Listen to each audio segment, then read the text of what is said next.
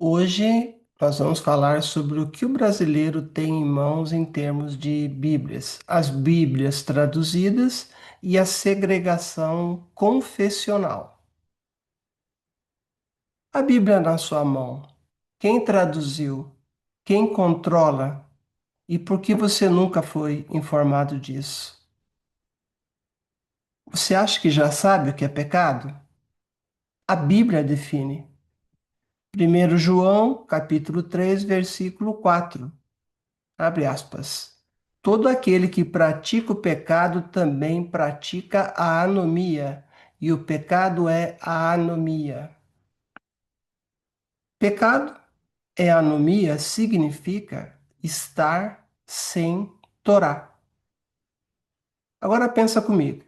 Se o pecado é estar sem Torá e Paulo prega uma fé sem a Torá, o que Paulo fez com seus seguidores? Ele os levou ao pecado. Aos milhões e hoje aos bilhões, por 2000 anos. E o pior, o texto grego que condena isto, Mateus capítulo 7, versículo 23, estava na sua Bíblia o tempo todo. Só que os tradutores o esconderam de você. E hoje eu vou te mostrar como fizeram isso. Você sabia que o próprio texto grego do Novo Testamento condena a base do cristianismo paulino? Pois é exatamente isto que eu vou te mostrar agora. Mas antes de vermos a condenação, você precisa entender o que Yehoshua diz primeiro, o Jesus da tradução. Porque no mesmo sermão, ele estabeleceu a regra antes de pronunciar a sentença. Mateus capítulo 5, versículo 17 a 20. Yehoshua afirma a Torá. Estamos no Sermão da Montanha. Yehoshua acabou de chamar seus discípulos. E a primeira coisa que ele faz é deixar claro o que veio fazer. Não penseis que vim abolir a Torá ou os profetas. Eu não vim abolir. Eu vim cumprir, eu vim dar o exemplo. Porque em verdade vos digo: enquanto existir céu e terra, nem um i na tradução, ou iod, se fosse no hebraico, nem um tio ou um sinal diacrítico, se fosse no hebraico, nem um tio, nem a menor letra da Torá, que é o iod, passará até que tudo se cumpra. Aquele que relaxar um só destes mandamentos, por menor que seja, e ensinar outros a fazerem o mesmo, será chamado mínimo no reino dos céus. Porque eu vos digo: se a vossa justiça não superar a dos escribas e fariseus, de modo nenhum entrareis no reino dos céus. Percebeu? Vou explicar. E Yehoshua está dizendo três coisas. Primeiro, a Torá continua de pé. Não possui, não passou, nem passará um traço sequer. Segundo, ele está avisando que viriam pessoas que iriam relaxar a Torá e ensinar outros a fazer o mesmo. Terceiro, a justiça baseada na Torá é condição sine qua non, sem a qual não é possível para entrar no reino. Agora guarde isso na memória, porque daqui a poucos capítulos, no mesmo Sermão da Montanha, Yehoshua vai ensinar como identificar esses falsos profetas. E depois vai proferir a sentença contra eles, o teste dos falsos profetas. Mateus 7, capítulo 15 a 20. Pelos frutos os conhecereis. Agora, Yehoshua ensina como identificar o falso profeta e diz: acautelai-vos dos falsos profetas, que vêm a vós disfarçados de ovelhas, mas por dentro são lobos devoradores, vorazes. Pelos seus frutos os conhecereis. E vem a pergunta: colhem-se uvas dos espinheiros ou figos dos abrolhos? Toda árvore boa produz bons frutos, toda árvore má produz frutos maus. Assim, pelos seus frutos os conhecereis. Agora vem a pergunta que ninguém faz: qual é o fruto que denuncia o falso profeta? Não pode ser milagres. Porque Yehoshua diz que muitos que profetizam e expulsam demônios serão rejeitados. O fruto está no capítulo 5, versículo 19, que acabamos de ler. O falso profeta é aquele que relaxa a Torá e ensina os outros a fazerem o mesmo. O fruto que denuncia o falso profeta é: dois pontos. Ele abandona a Torá ou manda abandonar a Torá. É isso que Yehoshua está dizendo. Eu não estou interpretando, eu estou lendo o texto. Então, em Mateus 7, de 21 a 23, surge a sentença final. Então, vem a sentença. No mesmo sermão, poucos versículos depois de falar dos falsos profetas, Yehoshua diz: nem todo o que me diz Senhor, Senhor, entrará no reino dos céus, mas aquele que faz a vontade do meu Pai que está nos céus. Muitos me dirão naquele dia: Senhor, Senhor, não profetizamos em teu nome? Em teu nome não expulsamos demônios? Em teu nome não fizemos muitos milagres? Então lhes declararei: nunca vos conheci.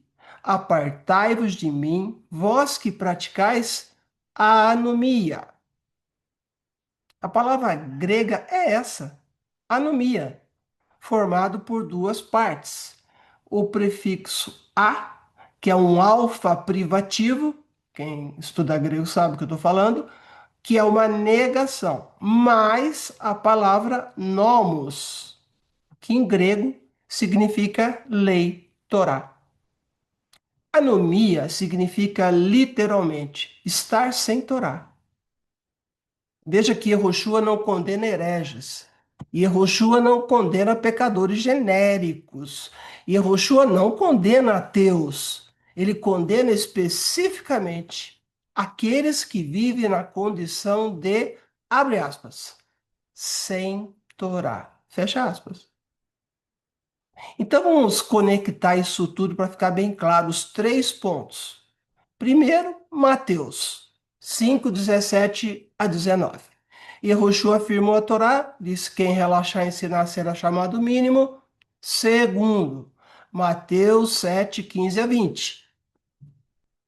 Yehoshua ensinou a identificar os falsos profetas. Diz: pelos frutos os conhecereis. E o fruto mau é relaxar a Torá e ensinar outros a relaxar. Terceiro, Mateus 7, 21 e 23. Yehoshua condenou claramente os que praticam anomia. Disse: apartai-vos de mim, os que vivem sem a minha Torá. Três passos, uma só mensagem. Yehoshua nunca aboliu a Torá, ele a afirmou, ensinou a identificar quem a abandona e condenou quem vive sem ela. A pergunta que fica é: quem veio depois ensinando exatamente o oposto? Vamos ver a definição bíblica de pecado. 1 João, capítulo 3, versículo 4. Pecado é anomia. Tem dúvida? Vai ler em grego. Mas não sou eu que estou dizendo isso. A própria Bíblia define o termo para que não haja dúvida. No primeiro João, capítulo 3, versículo 4, nós temos lá paz, opoion, tina martian, kaitin, anomian, poie, kai, e amartia, estin e anomia. Em português, todo aquele que pratica o pecado também pratica a anomia, e o pecado é a anomia. Pecado é estar sem Torá. É isso que significa anomia. Isso não é interpretação, isso é definição textual. Está lá no texto grego.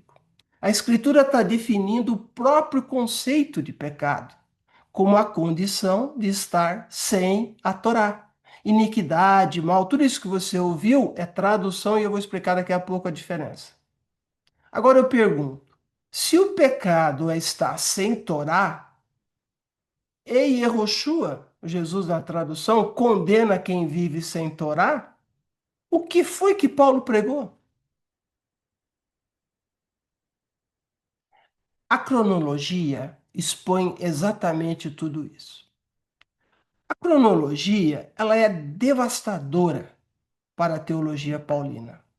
Paulo escreve suas cartas entre os anos 50 e 64 depois de Cristo. O Evangelho de Mateus é compilado em sua forma grega final entre os anos 80 e 90. Ou seja, Paulo nunca leu Mateus 7:23. Ele não sabia que a condenação de Yehoshua contra a anomia estava registrada. Mas, e esse mais faz toda a diferença, esse mais é crucial. Paulo passou 15 dias com Pedro em Jerusalém, conforme Gálatas 1:18.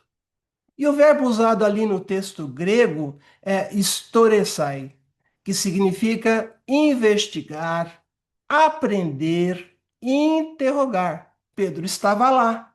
Olha aqui, do lado aqui. Tá vendo? Pedro estava lá. Pedro ouviu o sermão da montanha com os próprios ouvidos. Pedro sabia que Yehoshua condenou a anomia.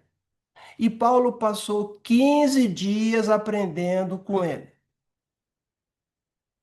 Paulo sabia o que Yehoshua ensinou e escolheu pregar o oposto. A evidência em Gálatas. Paulo, em Gálatas, capítulo 1, de 11 a 12, afirma com todas as letras que não recebeu seu evangelho de homem algum, o que inclui Pedro, que veio por revelação direta na estrada.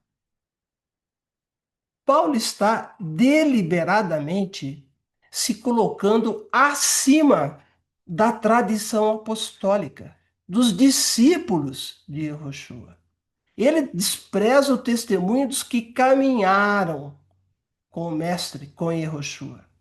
Mas o pior está em Gálatas, capítulo 2, versículo 11 a 14. Paulo acusa Pedro de hipocrisia. Por quê? Por Pedro ter decidido ser fiel a Yehoshua e guardar a Torá. Pare para pensar no que isto significa. Pedro, a rocha sobre a qual Yehoshua disse que edificaria sua congregação, decidiu guardar a Torá depois de conversar apenas 15 dias com Paulo. E Paulo o acusa de hipocrisia por isso. Paulo chamou isso de erro, guardar a Torá. A mesma Torá que Yehoshua ensinou, cumpriu e ordenou seguir. Um outro vídeo a gente vai falar sobre jugo suave de Yehoshua, que é exatamente o termo hebraico para se referir a seguir Torá. Como pode Paulo, um homem que nunca conheceu Yehoshua, corrigir os que caminharam com ele durante a vida? Como é que pode? Vamos falar sobre o confronto, então, em Jerusalém, que está no livro de Atos, capítulo 21, de 17 até 26. Aí é muito interessante, porque Tiago e os anciãos dos Netzarim, daqueles que estavam ali, a comunidade original, traduzida como nazarenos, a comunidade original dos seguidores de Yehoshua em Jerusalém, confrontam Paulo diretamente. E dizem a Paulo pessoalmente, abre aspas, já viste, irmão, quantos milhares de judeus há que creem em Yehoshua? E todos são zelosos da Torá, fecha aspas. E dizem a Paulo que há um boato de que ele ensina os judeus a abandonar a Torá. E o boato era verdadeiro. Então, para provar que não era verdade, o que Paulo fez? Ele entrou no templo, fez um voto de nazireado, ofereceu sacrifícios. Paulo fingiu guardar a Torá para não ser executado pela multidão de milhares de judeus crentes em Yehoshua, crentes em Jesus da tradução. Se Paulo realmente acreditava que a Torá é maldição, como escreveu em Gálatas, o que ele estava fazendo no templo de Jerusalém, oferecendo sacrifícios? Quem mentia? Vou explicar aqui a jornada da tradução. Como que a anomia foi apagada da sua Bíblia em português. Está preparado? Vamos lá então. Considere duas situações diferentes. Uma, a protestante, né, onde nós temos o texto-fonte do Antigo Testamento, texto maçorético hebraico, texto-fonte do Novo Testamento, o Textus Receptus grego, que gerou Almeida, ou texto crítico que gerou a NVI, a Nova Versão Internacional. Textos deuterocanônicos não contém. Tradutor pioneiro foi o João Ferreira de Almeida, protestante. As editoras, Editora Vida, SBB, que é a Sociedade Bíblica do Brasil, Mundo Cristão, e a organização, a International Bible Society, as Sociedades Unidas da Bíblia, todas de caráter evangélicas. A participação na comissão de tradução de nenhuma outra denominação. A participação feminina nessa mesma comissão, nenhuma documentada. Comissão ecumênica protestante católica não existe até hoje. Vamos considerar a linhagem católica, né? A sequência da tradução para o lado católico. Texto-fonte do Antigo Testamento, Vulgata Latina tradicional, ou texto maçorético mais a Septuaginta, que é chamada moderna. O texto-fonte do Novo Testamento também, mas a Vulgata tradicional, ou texto crítico grego moderno. Deuterocanônico, sim, a versão católica contém 7 livros inexistentes na protestante. Tradutor pioneiro foi Antônio Pereira de Figueiredo, católico. As editoras que publicam, Paulinas, Paulos, Vozes, Ave Maria, e a organização envolve congregações religiosas católicas.